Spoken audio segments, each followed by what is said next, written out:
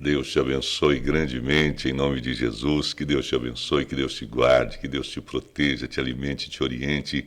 Pastor Reginaldo, com mais um capítulo da Bíblia Sagrada. Vamos caminhando com Deus, vamos caminhando com Jesus, vamos caminhando com Jesus mais um dia das nossas vidas e com mais um capítulo da sua palavra. Amém? Você quer caminhar com Jesus? Escreva aí, declare: Senhor Jesus, eu quero caminhar com o Senhor mais esse dia. Amém. Vamos ler então o capítulo de número 6 e depois meditemos sobre ele. E partindo dali chegou à sua pátria, e os seus discípulos o seguiram. E chegando o sábado, começou a ensinar na sinagoga. E muitos ouvindo se admiravam, dizendo: de onde lhe vêm estas coisas?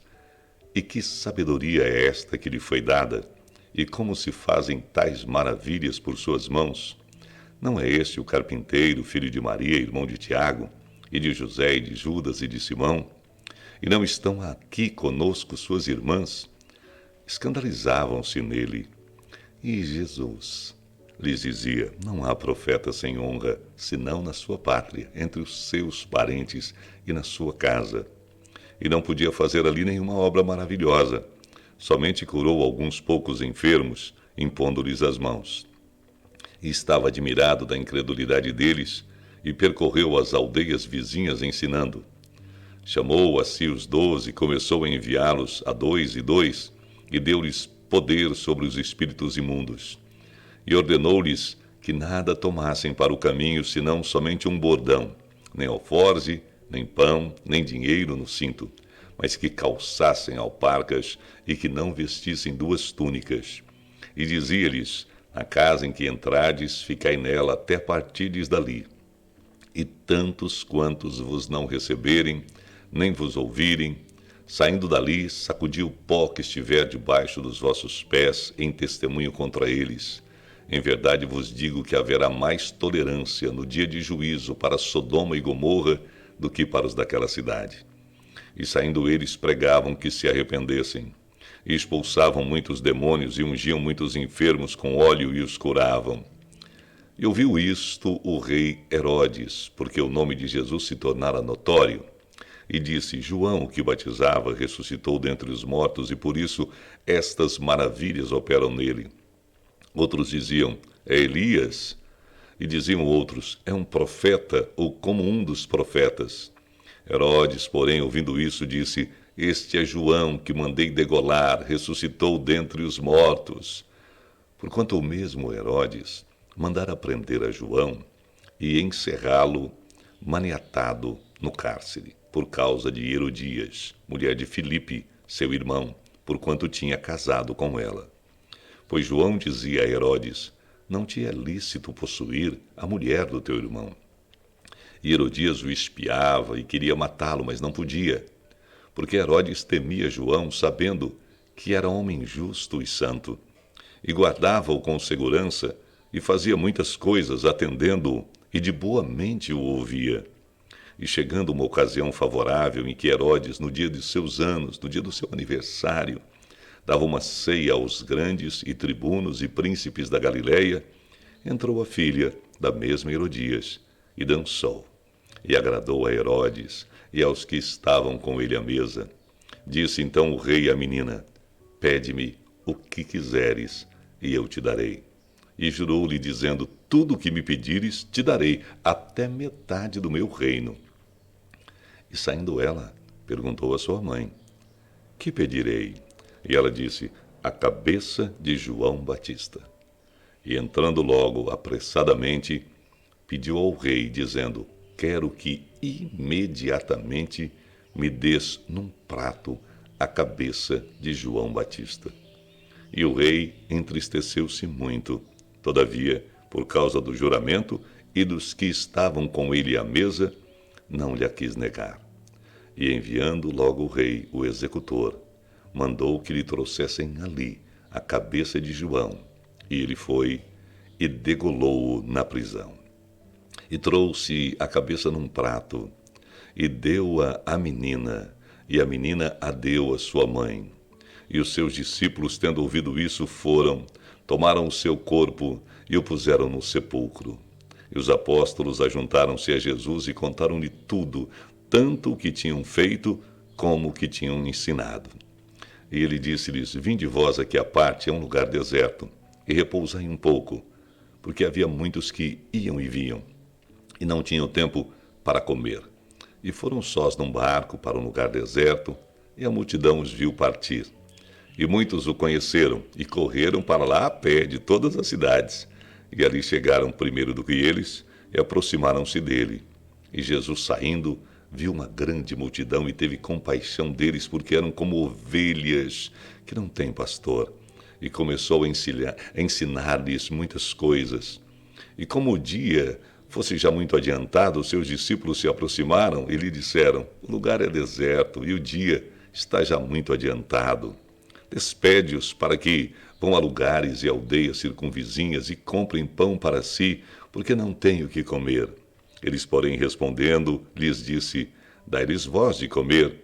E eles disseram: Iremos nós e compraremos 200 dinheiros de pão para darmos de comer? E ele disse-lhes: Quantos pães tendes? Ides ver. E sabendo-o, disseram: 5 pães e 2 peixes. E ordenou-lhes que fizessem assentar a todos em ranchos sobre a erva verde. E assentaram-se, repartidos de 100 em 100 e de 50 em 50. E tomando ele os 5 pães e os 2 peixes, levantou os olhos aos céus, abençoou-os e partiu os pães, e deu-os aos seus discípulos para que os pusessem diante deles, e repartiu os 2 peixes por todos. E todos comeram e ficaram fartos, e levantaram 12 alcofas cheias de pedaços de pão e de peixe. Os que comeram os pães eram quase 5.000 homens. E logo obrigou os seus discípulos a subir para o barco e passar adiante para o outro lado, a Betsaida, enquanto ele despedia a multidão. E tendo-os despedido, foi ao monte orar. E sobrevindo tarde, estava o barco no meio do mar, e ele sozinho em terra. E vendo que se fatigavam a remar, porque o vento lhes era contrário, perto da 4ª vigília da noite, aproximou-se deles andando sobre o mar, e queria passar-lhes adiante, mas quando eles o viram andar sobre o mar, cuidaram que era um fantasma e deram grandes gritos, porque todos o viam e perturbaram-se. Mas logo falou com eles e lhes disse: Tende bom ânimo, sou eu, não temais. E subiu para o barco para estar com eles, e o vento se aquietou, e entre si ficaram muito assombrados e maravilhados, pois não tinham compreendido o milagre dos pães. Antes o seu coração estava endurecido. E quando já estavam no outro lado, dirigiram-se à terra de Genezaré, e ali atracaram. E saindo eles do barco, logo o reconheceram. E correndo toda a terra em redor, começaram a trazer em leitos, aonde quer que sabiam que ele estava, os que se achavam enfermos. E onde quer que entrava, ou em cidade, ou em aldeias, ou no campo, apresentavam os enfermos nas praças e rogavam-lhe que os deixasse tocar, ao menos na orla da sua roupa, e todos os que lhe tocavam saravam. Louvado seja o nome do Senhor. Que capítulo, hein? Maravilhoso. Aqui você vê coisas extraordinárias de Jesus nesse capítulo 6 do livro de Marcos. Primeiro, que ele volta para sua terra, volta lá para Nazaré. E ele faz o mesmo que fazia em todos os outros lugares, mas justamente ali, a população da sua cidade, a população que o viu crescer e os que cresceram com ele, não creram nele. Não é possível. Isso aí é filho de José, de Maria. Isso aí não. Ele é irmão de Tiago, de José, de Judas e de Simão. Suas irmãs moram aqui ainda. Não. Esse aí, ó. E aqui a gente vê que até mesmo os seus parentes duvidavam deles. Até mesmo os seus parentes, até mesmo a sua família. Quantas vezes a sua família também duvida de você? Quantas vezes os seus amigos também apesar de serem seus amigos, quando você lhes conta o sonho, os desejos do seu coração, quando você diz que recebeu uma palavra profética da Bíblia Sagrada, de que alguma coisa vai mudar, eles colocam você para baixo. Então, naquele lugar, com aquelas pessoas, não havia o ambiente do milagre. E a palavra de Deus diz, e não podia fazer ali nenhuma obra maravilhosa, está no versículo 5. Somente curou alguns poucos enfermos impondo-lhes as mãos, porque Jesus não fica aonde não o querem. E às vezes você teima em ficar, você teima em conviver, você teima em se relacionar com pessoas que às vezes só te sugam, só te machucam, só te ferem. Pense nisso. Então, ele percorreu as aldeias vizinhas ensinando. E é muito interessante porque Jesus aqui também nos dá uma grande lição. Ele chama os 12 e os envia para fazerem milagres. Assim, também você que quer crescer, você pode experimentar, escolher as pessoas simples, como Jesus escolheu, as pessoas sinceras, como Jesus escolheu, e sempre você vai errar aqui ou ali, porque existem os ingratos que se infiltram, mas você deve escolher, você deve investir em ensinamentos como Jesus fez. Não importa se aqui ou ali tem um Judas, não tem problema. Vai haver Pedros, Tiagos, Joãos, vai haver Natanaéis e por aí vai. Então fica tranquilo, fica tranquila. E aí você também cria suas equipes de fé. Isso é muito legal, é muito importante. Assim nós devemos fazer com os nossos filhos, com as pessoas que estão próximas de nós, sempre tomando cuidado com o primeiro comentário que eu fiz, que existem pessoas que são próximas da gente, mas que não querem o nosso bem, ou mesmo se querem, não querem que a gente se destaque muito, porque eles não querem absolutamente que você seja aquilo, tudo que Deus já preparou e quer que você seja. Amém? Outra coisa que a gente aprende aqui também, é muito importante. Aqueles que nos rejeitam o próprio Senhor Jesus, caso você esteja realmente tendo entregue a sua vida a Jesus. Então ele está dizendo aqui, e tantos quantos vos não receberem, nem vos ouvirem, saindo dali, sacudi o pó que estiver debaixo dos vossos pés em testemunho contra eles. Haverá mais tolerância no dia do juízo para Sodoma e Gomorra do que para os daquela cidade. Então você percebe o quanto Jesus valoriza aqueles que estão servindo a Ele e obedecendo a Ele, divulgando a palavra dele direito. Então, se essas pessoas às vezes são injustiçadas, rejeitadas, traídas, essas pessoas podem sacudir a sandália dos pés e falar, Senhor, fiz tudo por essa pessoa não quis, essa pessoa rejeitou o Senhor. Pode ir embora, Deus vai tratar dessa pessoa. É o que está escrito aqui também. E aqui eu vejo o quanto Jesus valoriza esses pequeninos como eu e você, minha amiga, meu amigo.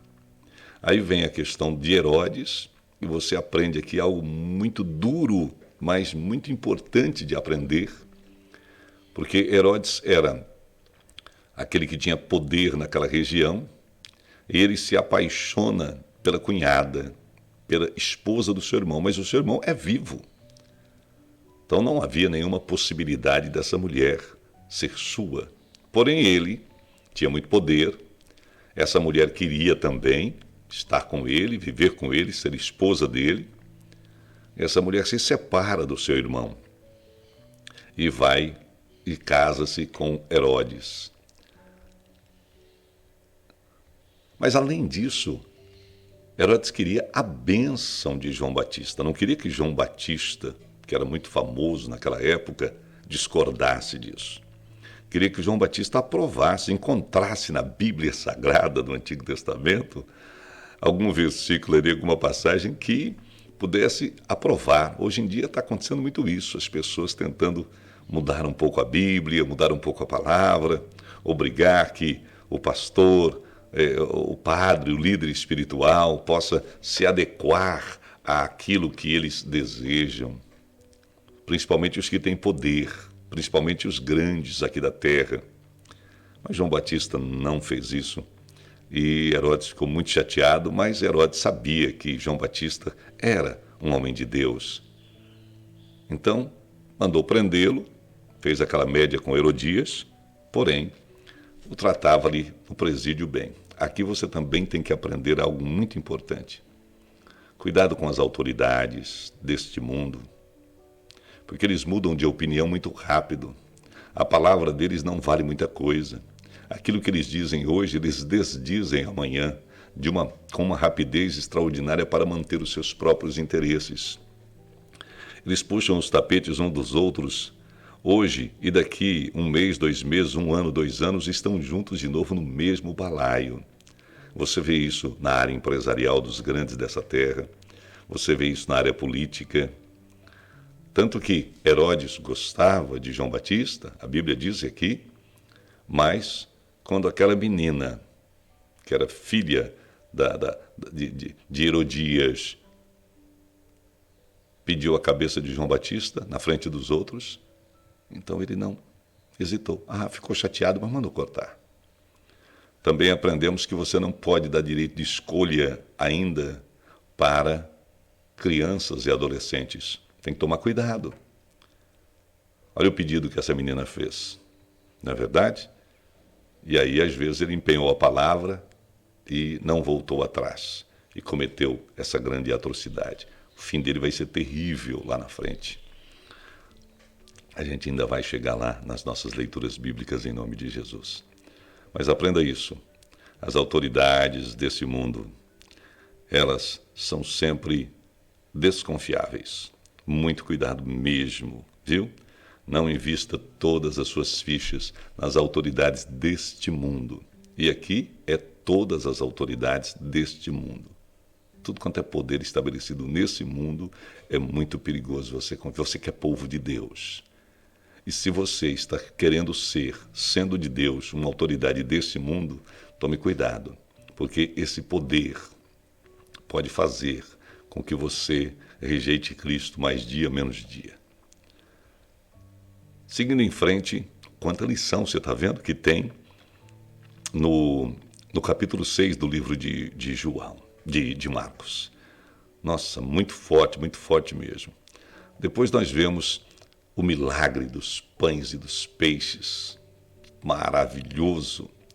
E Jesus, ele deixa claro para você que segue, não vai te faltar, assim como ele envia os seus discípulos sem dinheiro, sem comida, sem 2 túnicas, nada, e não faltou nada para eles, aqui também está aquela multidão enorme ali com ele, 5.000 homens, fora as mulheres e crianças, como nós vemos nos outros evangelhos, e não falta o pão.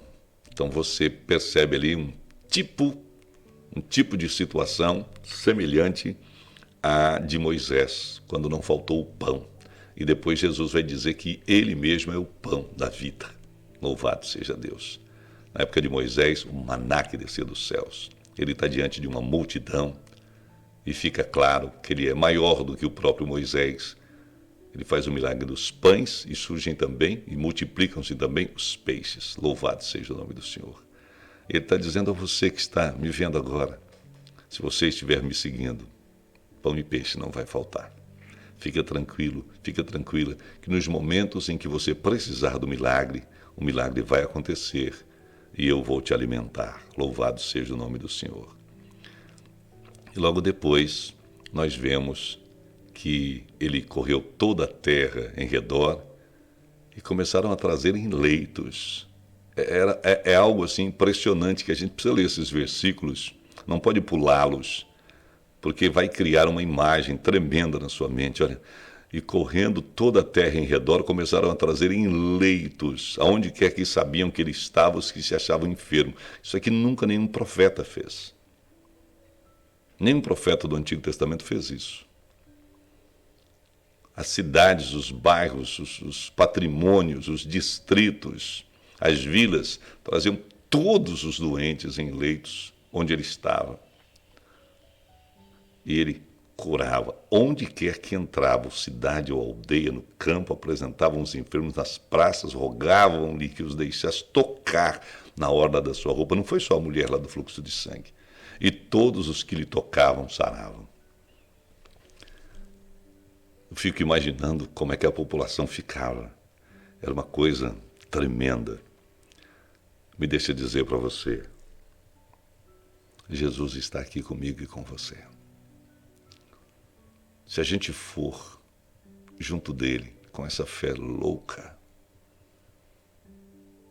com essa crença verdadeira, com essa entrega plena, não importa como você esteja, o que importa é como ele vai fazer com que você fique após o encontro com ele. Se você sente que está se encontrando com Jesus agora, nesse momento onde você está, e você quer entregar a sua vida para ele, diga aí onde você está: Senhor Jesus, eu entrego a minha vida a ti. Me arrependo dos meus pecados, peço o seu perdão. Cuida de mim, Senhor, sela-me com teu Santo Espírito. Me deixa caminhar contigo, atrás de ti, todos os dias da minha vida. Eu te seguirei. Amém. Se você fez essa oração, se prepare para viver um tempo novo, extraordinário e feliz. Em nome de Jesus. Amém. Um abraço e até amanhã com o capítulo 7. Deus te abençoe. Deus é bom.